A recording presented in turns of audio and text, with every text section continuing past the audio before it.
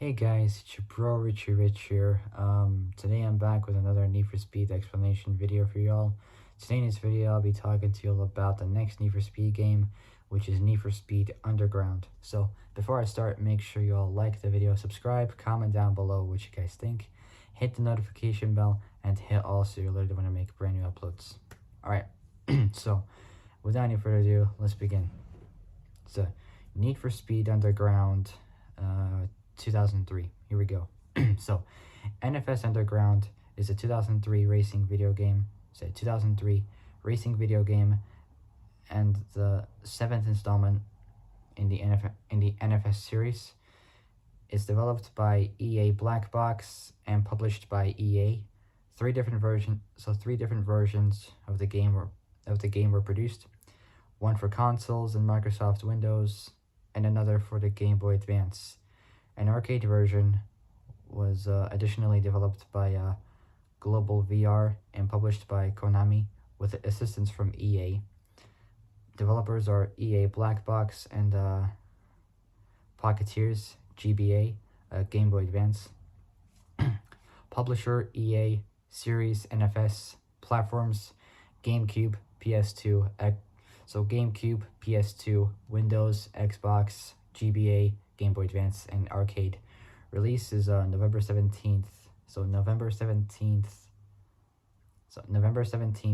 2003. For GameCube, PS2, Windows, and Xbox. For North America, November 17th. November 17th, 2003. August.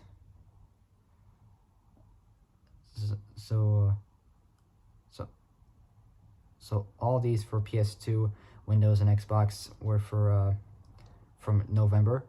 For North America, it was on the 17th. So 17th, 2003. Australia, the 20th, 2003. For GameCube and PC. Europe, 21st, also 2003, and three more are also from 2003. In Australia, it was from the 21st for Xbox. So in Australia, and also both in Australia. So 21st in Australia was 21st for Xbox, 26th for PS2, and then in Europe was the 28th for the PC, also November 2003. Then we got GBA, Game Boy Advance, North America, December 22nd, December 22nd, 2003, and in both August and Europe was Australia and Europe were both from January 2004. In Australia was 15th, Europe was 16th. Now we got arcade version. In Japan, it was December 26th, 2006. Genre racing modes, both single and multiplayer. Unlike previous NFS games, which featured sports cars and exotics, Underground featured cars associated with the import scene. It's the first game in the series to offer a career mode that features a comprehensive storyline, and a garage mode that allows players to fully customize their cars with a large variety of brand name performance and visual upgrades. All races take place in the fictional Olympic City. Underground was both critically and commercially successful, and was followed by Underground 2 in 2004. Our next one, plot. The game begins with a circuit race. The game begins with a circuit race set in circuit race set in the fictional Olympic City, based mainly on the city of Seattle in Washington, and named after a nearby ONP. So ONP, which is Olympic National Park. Olympic National Park, with the player driving a white Honda/Acura Integra Type R, which is a pretty cool car. I think it was from 2001, that car, probably. It's a Honda/Acura Integra Type R that sports a unique set of vinyl and a wide body kit. They dominantly win the race, only to be awakened from a daydream by a woman named Samantha or Sam. So Sam is the player. So the players contact in Olympic City, touring them across the import culture scene and illegal street racing therein. She helps the player buy their first car, although later poking fun at the player's choice regardless. She kickstarts the player by introducing them to local street racers such as Jose, who offers circuit events, Clutch with a K, who offers drag events, and Dirt, who offers drift events. In Event 7, she introduces him to TJ, a mechanic who rewards them with numerous performance upgrades and parts, provided they win their time trial challenges. Sam also issues time trials to the player.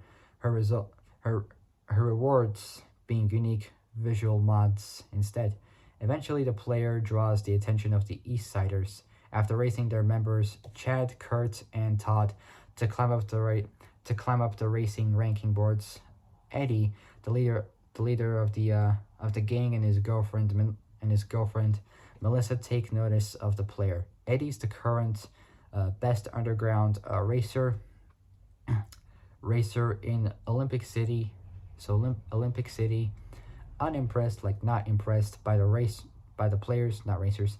He insults them for their racing skills, going as far as demanding they take a taxi home so that he can get home faster, while throwing cash in front and signaling for a taxi cab to pick up the player in an event. Not literally like throwing it, but like, just handing out the cash. Like, it's just a saying, like they're not like technically throwing the money, but just giving the money away. Say while throwing cash in front and signaling for a taxi cab to pick up the player in an event. In time, the player develops too much reputation and hype to be ignored by Eddie, who proceeds to challenge them to race Sam to continue upward in the ranking boards. She gets infuriated by the player's acceptance and loses after she totals the engine of her Honda Civic Si. During the race, her car is taken by TJ for himself thereafter, deeply saddened by the player's willingness to race her and the loss of her car to TJ. Sam distances herself from the player, but they continue receiving race offers nonetheless. Building up to the end game, the player faces and defeats Chad, Kurt, Todd, and Dirt for their number one rank on their respective boards. Then faces TJ in Sam's vandalized Civic in a pink slip race. I quite like those pink slip race. They win the car back. So they win the car back and return it to Sam, rekindling. So rekindling is spelled R-E-K-I-N-D-L-I-N-G.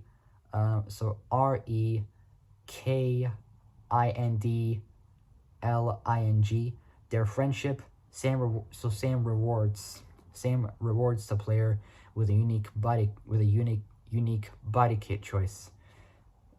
Eddie then challenges the player to a sprint race and loses, before the player's crew can celebrate. An unidentified racer in a gray 350Z challenges the player to a final six-lap circuit race. The player accepts their challenge and wins, solidifying their status as the best underground racer in Olympic City. As the player's crew celebrates their victory, the driver of the 350Z is revealed to be Melissa. Next up we got is gameplay. Here we go. So first off, game modes. Gameplay in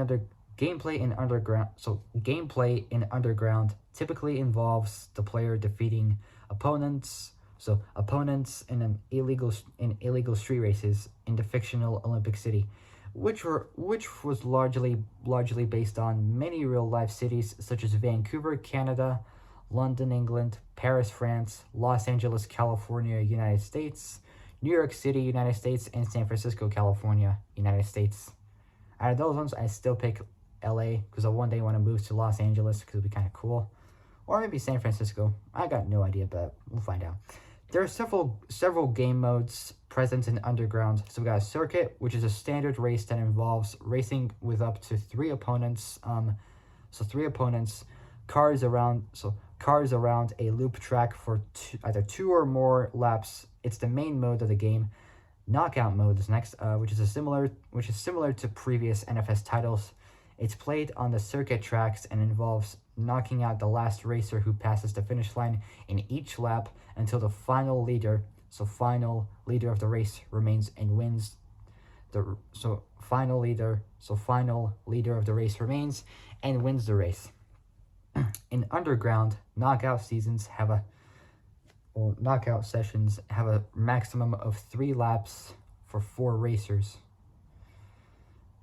Sprint mode is a variation. So sprint mode is a variation on the circuit mode where the contestants race in a point-to-point track instead of loop tracks. These races are typically shorter than circuits with a maximum of 8 kilometers in length, so players are required to be more cautious of any mistakes during racing, such as either crashing into barriers or cars.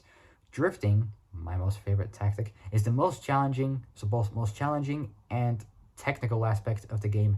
Drift mode consists of one player in a short loop track where the objective is to collect as many points as possible by drifting along the track. The player competes with 3 other contestants who appear to accumulate scores along with the player during the drift season. The player would be required to beat these scores to obtain top positions. Bonuses are awarded for players who drift in the outer boards of the track, drift vertically, or perform chained drifting, like continuous drifting by constantly steering the vehicle during drifts to maintain speed. If the player succeeds in ending a drift without collisions onto the sides of the track, the collected points are added into the score. Otherwise, the collected points are cancelled. Drift mode is the only type of racing where time taken to complete the track doesn't matter, since players are given the freedom to complete the allocated number of laps at their own pace. Hence, there is no NOS in this mode, so there's no nitrous oxide in this mode. Drag racing is the second most technical. So drag racing is the second most technical form of race in the game. It involves racing against one or three cars on typically straight tracks and attempting to obtain top positions to win. To master drag mode, players must employ good timing and reflexes for gear shifting, redlining, overtaking, and the use of nitrous oxide boosts. Since players must use manual gearboxes, so they must use manual, because obviously it's the proper way for drag racing. So manual drag races. Drag races place particular emphasis on monitoring the tachometer and the engine temperature. So engine temperature during races. So during racing, which is both enlarged and displayed on the left side of the screen. Left side of the screen. Steering in this mode is simplified to simply allow for lane changes, while the computer handles the steering along the lanes, and the player focuses more on maintaining an optimum speed for the car. 2 conditions will result in players being forfeited during a drag race: head-on collisions with an opponent, barrier, traffic cars, or dividers being totaled, or blown engines as a result from prolonged redlining. In other words, rev limiter. It's like revving a car like too much or something, I don't know. So, and the subsequent overheating of the engine. Next up, car customization. In the car customization menu, cars can be altered with performance upgrades and visual upgrades, such as paint colors, vinyl, underglow neon, custom fronts and rear bumpers, custom side skirts, spoilers, custom hoods, exhaust tips, roof scoops, custom tires and stickers, and wide body kits. Players Players can apply performance upgrades to their cars. The player can upgrade the car's engine, drivetrain, suspension, tires, ECU, so electronic control unit, not electronic engine control unit, as well as add nitrous oxide turbocharger, so nitrous oxide turbo turbo turbochargers, and reduce the car's weight in the form of weight reduction packs. Performance upgrades are earned by completing certain races in the story mode. Now we got vehicles.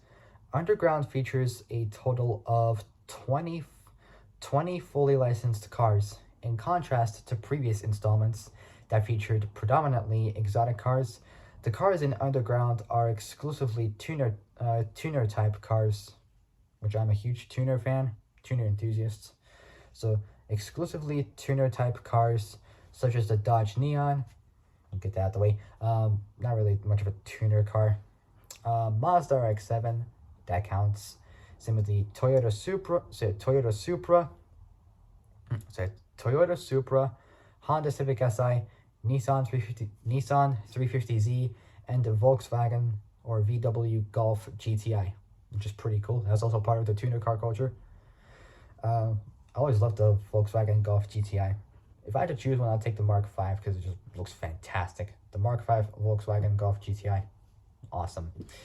Underground is also notable for being the first game in the NFS series to offer a Korean-made car. Now we're getting into uncharted waters now. The Hyundai Tiburon, which is spelled Tiburon, which is actually, when I first had a look at this car, it's actually pretty good. It's known as the Hyundai Coupe or Hyundai Coupe. This one right here, this one actually looks pretty good. I'm not gonna lie, it's actually pretty cool. If I had to choose a Hyundai, I'm not saying I will, but if I had to, I would take either this or possibly the 2013, I think, Genesis Coupe or Coupe 3.8 Track Edition, which had a naturally aspirated, or you can get it as a turbocharged 300 horsepower, 3.8 liter V6, which sounds pretty damn cool. Literally awesome. Say a Hyundai Tiburon, which is sometimes referred to as the Hyundai Coupe in Europe, as it's called. They call it the Tiburon in Korea because it's a Korean car. Different continents have different meanings for cars. So Hyundai Tiburon or Hyundai Coupe or Coupe as a playable car. Now we got style points. First introduced in Underground was the style points system, strongly influenced by the Kudos system in Metropolis Street Racer and PGR, Project Gotham Racing. Style points are rewarded to the player for performing stunts and being competitive in race events. Style points can be multiplied by the style modifier, which can be increased by visually modifying the player's car. The more tricked out the design, the design of the player's car, the higher their score gets multiplied. So in other words, like their score, like they get higher score if there's like more attention to like their designs, if it gets like more crowded and whatnot. Like if people are just like, there's more people who are a huge fan of the design, then that design will get ranked up with more points. So the more tricked out the design of the player's car, the higher their score gets multiplied. Style points are earned by drafting, power sliding, which is drifting. Taking shortcuts, closely avoiding traffic, and avoiding walls. Like avoid getting hit by the wall. Style points gradually unlock visual upgrades for the player's car, as well as custom cars they can drive. Next up we got is soundtrack. This is interesting. So let's do it. The game's soundtrack contains 26 licensed songs, ranging from rap, hip-hop, rock, EDM, which is electronic dance music, and drum and bass, performed by artists like Nate Dogg, T.I., which is his real name is Clifford Joseph Harris, Jr.,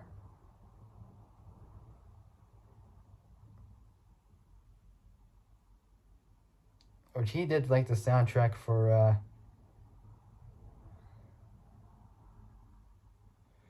Furious 7,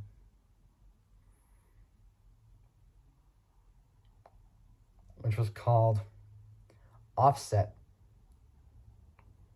So that was for Furious 7, it was? As I remember it.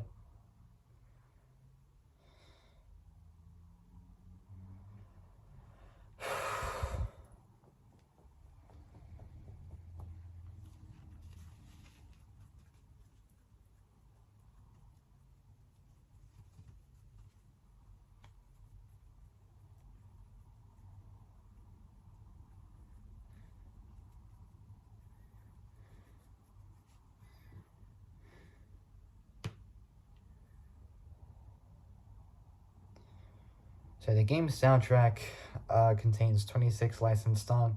So 26 licensed songs ranging from rap, hip hop, rock, EDM, electronic dance music, and drum and bass. Performed by artists like Nate Dogg, T.I., as well as Lil Jon and the East Side Boys. So it's like boys, but replace the S with a Z or a Z. Who are best known for performing the game's theme song, like Get Low, PD, which is like saying Pete but with a Y at the end, Pablo, Static X, Rob Zombie, Lost Prophets, The Crystal Method, Junkie XL, Andy Hunter, so Andy Hunter, Asian Dub Foundation, and BT, which is Brian Transeo. So Brian Transeo, which is spelled Transeau,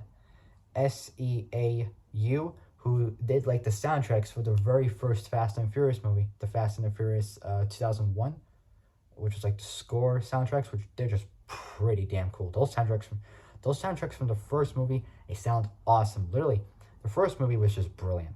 Literally. So yeah, the game soundtrack contains 26 licensed songs ranging from rap, hip hop, rock, EDM, and drum and bass, performed by artists like Nate Dogg, T.I., as well as Lil Jon and the East Side Boys, who are best known for performing the game's theme song, Get Low, and we got PD Pablo, Static X, Rob Zombie, Lost Prophets, The Crystal Method, Junkie XL, Andy Hunter, Asian Dub Foundation, and BT, which was Brian Transeo, who is best known for producing the game's opening song, Kimosabe.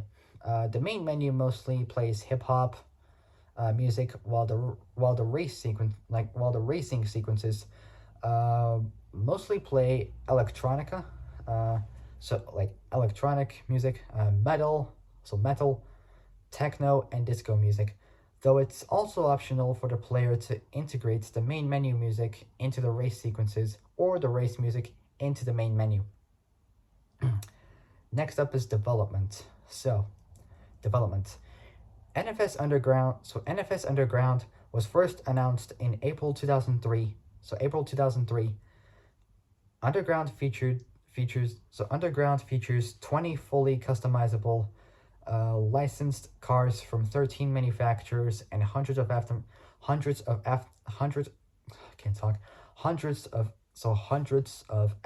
parts, from no fewer than 52 aftermarket parts. Hold on, wait. Say Underground features 20 fully customizable licensed cars from 13 manufacturers and hundreds of aftermarket parts from no fewer than 52 aftermarket parts from no fewer than 52 aftermarket parts manufacturers, including, like, most of these you would recognize, like Bilstein, Holly Performance Products, Greddy, Sparco, HKS Power, which is known as just HKS, PIAA Corporation, and Enki, which they do like wheels and all that stuff.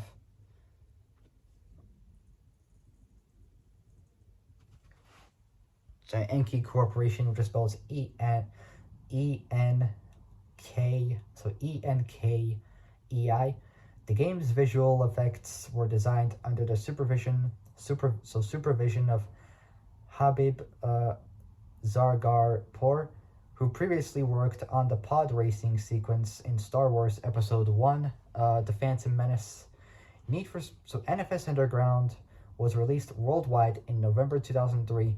So November 2003 for PC, PS2, and Xbox, with and also Nintendo GameCube. Sorry if I screwed up. With the exception of Japan, so Japan for PS2 and GameCube, so GameCube on December 25th. Sorry if I messed up a little bit, just because my throat is sore. Sort of speaking too much and too fast. And too furious, I would say. Well, not kind of furious, but I do speak like a bit too fast. So a bit too fast. Now we got reception, so we got like the aggregation scores next. So this one has a lot on there. Like literally a lot. So first off, we got two of them. So we got aggregators for game rankings and game rankings and Metacritic. So for Game Boy Advance, so we're on first one, game rankings. For Game Boy Advance, 77.33%. So roughly 77.33% for Game Boy Advance on game rankings. GameCube, 83.73%. So GameCube, 83.73%. PC, so PC 82.29 will round up as like 82.3% for PC. PS2, so PS2 84.29, again rounded up as like almost 84.3% for PS2. And Xbox is 81.76%, round up as almost 82% for Xbox. So those are the ones from game rankings. Now we got Metacritic. So for Game Boy Advance, 77%, GameCube 83%. So GameCube 83%, PC 82%, PS2 85%, and Xbox 83%. Same percentage as GameCube basically. Now we got the review scores this time. So we've done the aggregate scores. Now we're on review scores. So we got a bunch of publications, and we've got a bunch of scoring ratings to do. So there's a lot to do for those. Like literally a bunch to do.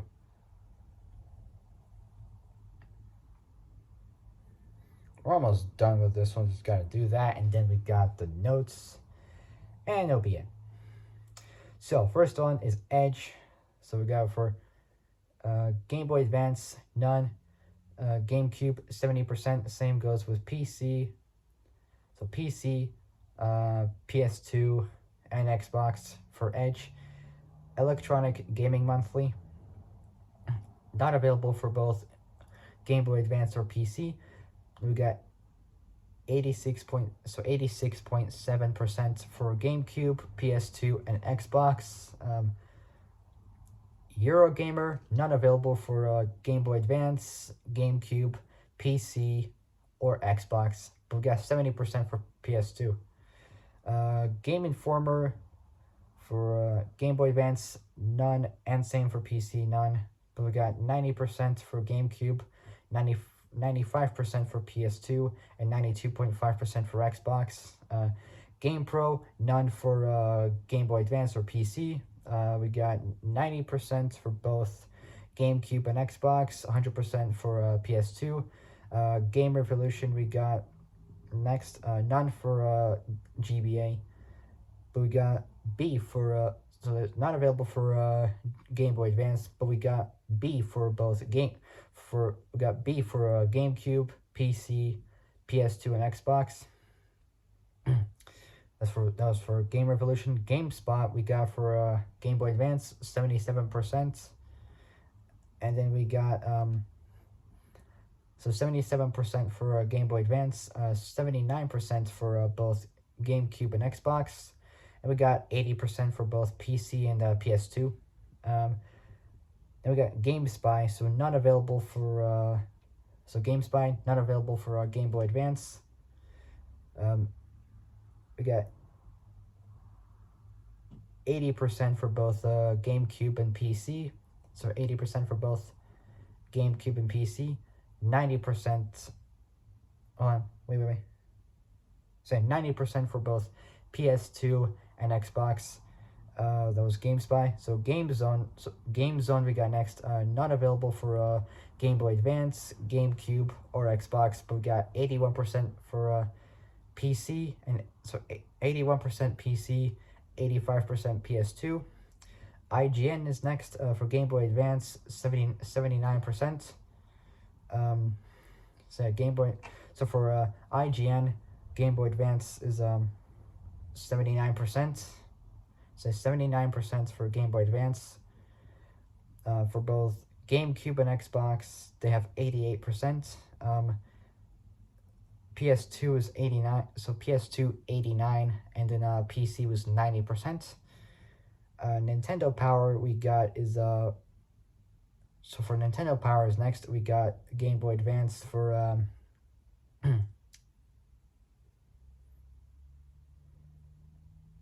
so for Game Boy Advance we got 3.4 out of 5, so that would be roughly around, let's say, 64% roughly, I think, if I'm not mistaken, or 60. I can't remember. It was below like 70% roughly. I kind of forgot like the scoring reading for that. So like 68% roughly for Nintendo Power for Game Boy Advance. For GameCube, we got 4.1%. So that would probably be around, let's say, 82%, somewhere around there. Roughly around 82%. Say 82% for GameCube for Nintendo Power, and we got none for PC. So not available for PC, PS2, and Xbox. Next one we got is official US PlayStation magazine. So there's none available for Game Boy Advance, GameCube, PC, or Xbox. However, for PS2 we got is 90%. 3 more to go. Next one, official Xbox magazine US.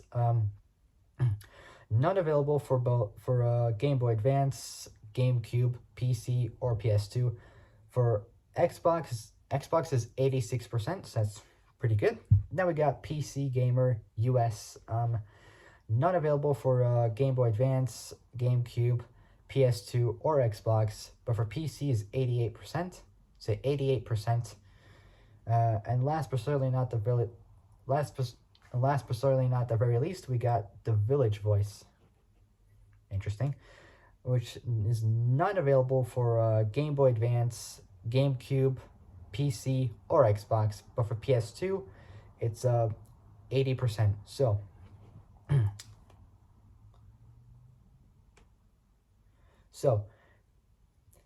NFS Underground.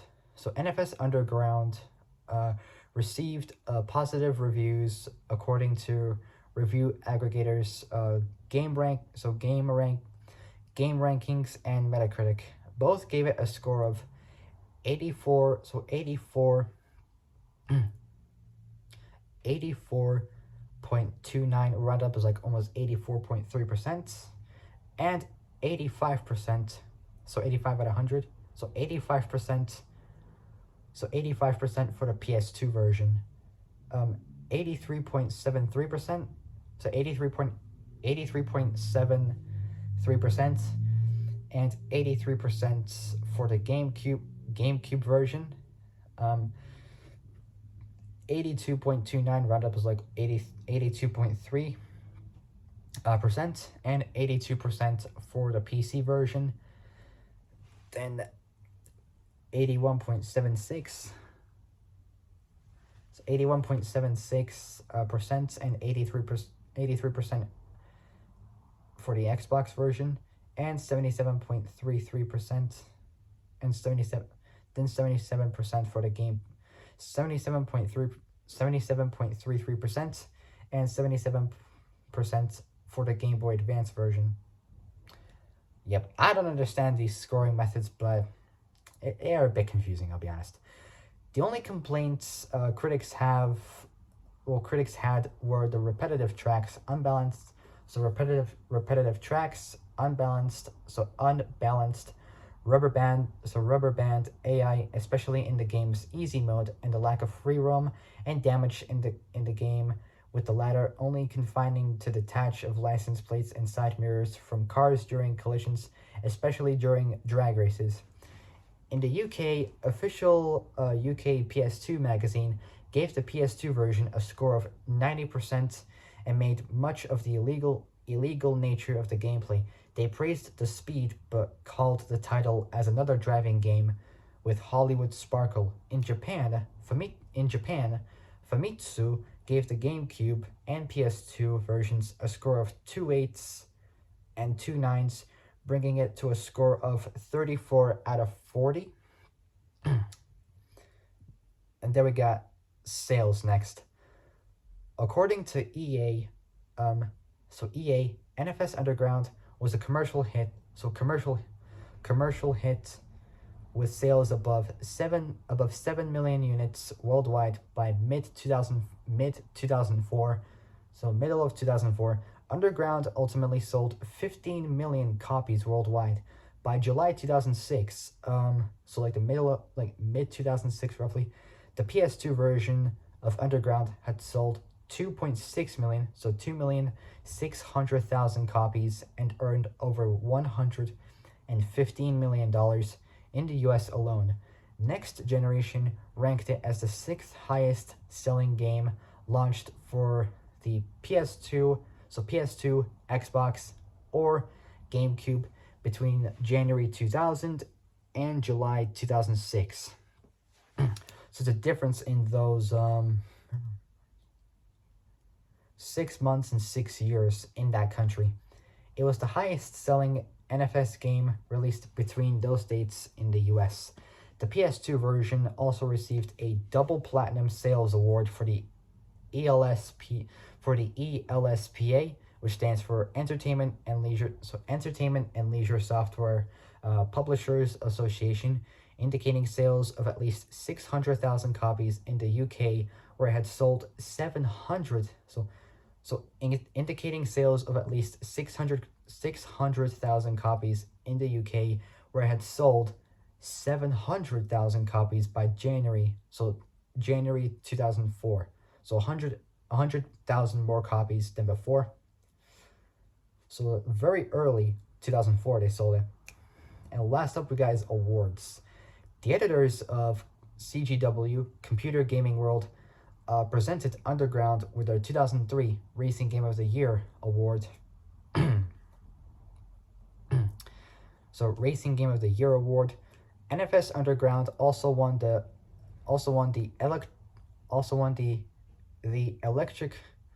Electric Playgrounds 2003 Best Driving Game for PC award. The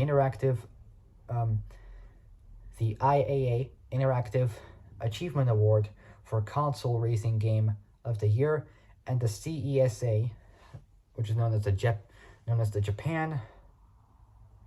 Well, CESA stands for Computer Entertainment Suppliers Association, and Ministry of Economy. So Ministry of Economy,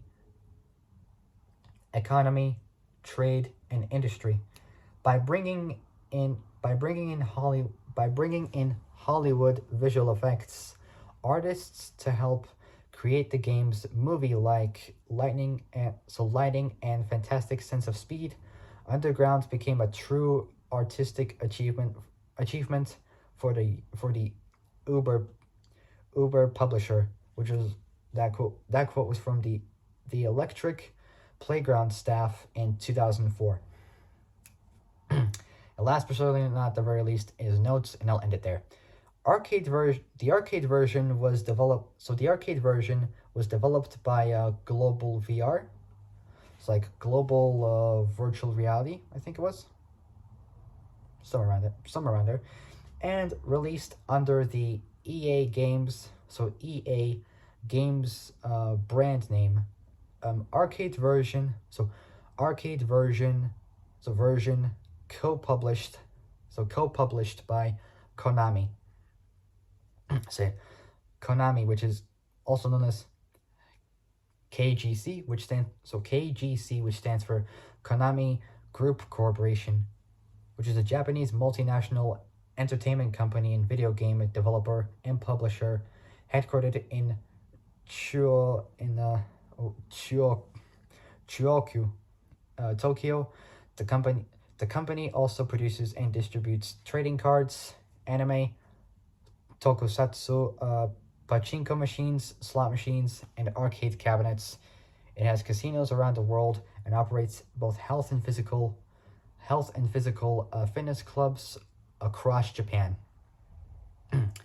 And that is it, guys. So for my next Need for Speed video will be about the next Need for Speed game, which is going to be a good one. So I'm not sure what it is. I'm gonna have to check the list of the Need for Speed games I want to do.